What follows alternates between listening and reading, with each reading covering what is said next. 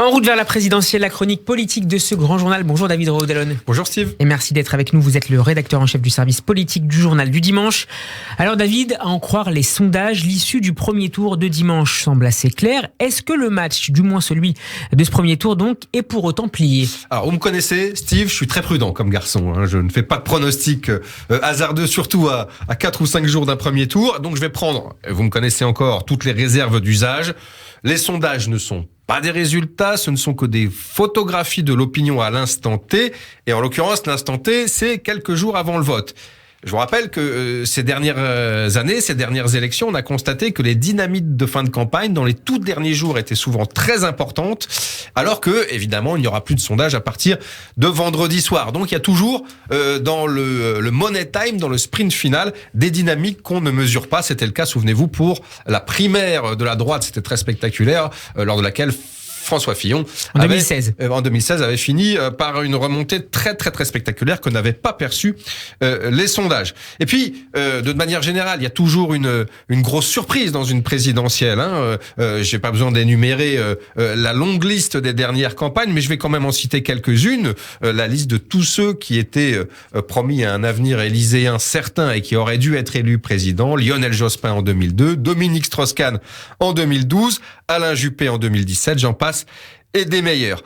Donc, 2022, c'est un cru particulier. Il y a une théorie, d'ailleurs, je crois qu'on en avait déjà parlé il y a quelques semaines, et si la surprise était qu'il n'y ait pas, justement, de surprise, c'est vrai que à ce stade, on se dirige, encore une fois avec les réserves d'usage et à l'instant T, selon les études d'opinion, vers une affiche Emmanuel Macron contre Marine Le Pen, qui est précisément l'affiche que nous promettent depuis des mois, pour ne pas dire des années, les sondeurs. Quelles pourraient être, David, ces éventuelles surprises du premier tour ? Alors, la première donnée à examiner, le premier paramètre, c'est l'abstention. Comment va-t-elle jouer ? Qui ça peut avantager ? On a toujours des politistes, des politologues, des sondeurs qui font des savants calculs dans les semaines qui précèdent les élections et qui souvent s'avèrent, hélas, un peu trop faux. On s'approche, tout ce qu'on peut dire, c'est qu'on s'approche d'un record historique, 28 et quelques % d'abstention. C'était en 2002, on pourrait les dépasser. Si on regarde dans le détail, je vais me permettre de citer le sondage IFOP réalisé pour le JDD pour dimanche dernier.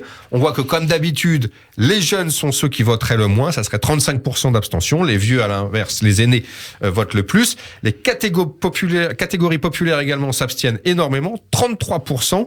Et puis on est pauvre, moins on vote, 38% d'abstention. C'est énorme pour ceux qui gagnent moins de 900 € par mois. Et puis, bien sûr, il y a la question de l'affiliation partisane, de la proximité politique. Et ça, ça donne des indications très importantes. Vous savez qui sont les plus motivés, Steve, les électeurs, d'après les sondages encore ? Les macronistes ? Absolument pas, ou pas tout à fait, je dirais plutôt. Ouais. Ce sont les électeurs d'Éric Zemmour, 13% d'abstention, calculé simplement. Ensuite, vous avez raison, Steve, ce sont les macronistes, 16%, et ensuite 17%. Et puis, ceux qui sont les moins motivés, ceux qui sont le plus tentés par l'abstention ?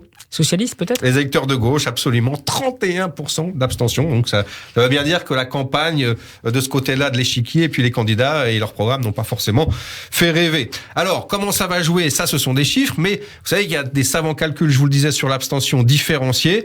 Et ça, encore une fois, on saute dans l'inconnu, parce qu'il y a de véritables mythes et légendes. On disait traditionnellement, vous savez, que les électeurs du Front National, l'ancien Rassemblement National, étaient les plus motivés. Je veux prendre l'exemple des dernières régionales, celle de 2021. On regardait de près les scores du Rassemblement National. On disait que 3 grosses régions lui étaient promises et allaient tomber dans son escarcelle. En réalité, il n'en a rien été. Et l'abstention, les électeurs de Marine Le Pen qu'on disait les plus motivés, en réalité ne s'étaient absolument pas déplacés. David, est-ce qu'il y a d'autres éléments à surveiller ? Alors, au-delà de ça, oui, je dirais que tout le contexte est assez mouvant. On est sur une tectonique des plaques en plein changement. On est presque sur une terra incognita, une terre inconnue. Ce quinquennat a été celui de toutes les découvertes, toutes les crises. On a eu, bien sûr, les gilets jaunes, éruption sociale sans précédent que personne n'avait prévu et qui, là aussi, démontraient l'éloignement d'une partie de la population, des classes populaires, des classes moyennes avec les urnes et avec la vie démocratique. Et puis surtout, on a eu le Covid qui, pendant 2 ans, a éprouvé en profondeur la psychologie du pays. Quel sera le symptôme électoral de cette période si particulière? Vous savez, il y a souvent des gens dans l'entourage du président qui me disent depuis des semaines ou des mois, on sait comment vote un pays en colère, on ne sait pas comment vote un pays épuisé. Quel quelle pourrait être la réaction, la traduction dans les urnes.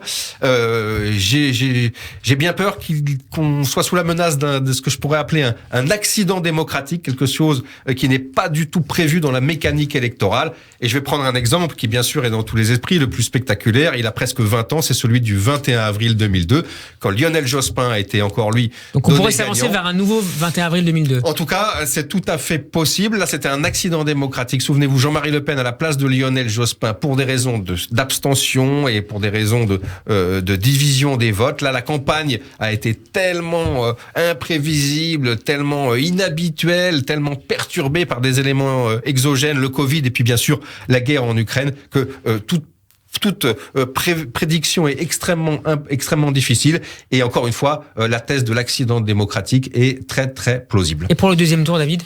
Alors, vous aimez le football, Steve ? Absolument. Je vais vous faire une réponse de footballeur, bien langue de bois. Vous savez, en politique comme en foot, on prend les matchs les uns après les autres. Classique. Mais vous avez bien raison, effectivement. La marge d'erreur, elle se resserre au premier, enfin l'écart se resserre au premier comme au deuxième tour entre Macron et Le Pen. 53-47, voire 52-48 dans certains sondages. On est effectivement tout près de la marge d'erreur. Mais ceci, ça dépend encore une fois de la dynamique du premier tour qu'on constatera dans les résultats de dimanche soir. Et puis surtout du duel de 2 semaines qui va agiter l'entre-deux tours. On se souvient que Marine Le Pen, la dernière fois, s'était effondrée, notamment lors du débat. Là, tout le monde dit qu'elle est beaucoup mieux préparée. Donc, qui va, pendant ces 15 jours, marquer des esprits, qui va gagner des points, qui va faire le break? À ce stade, on n'en sait rien.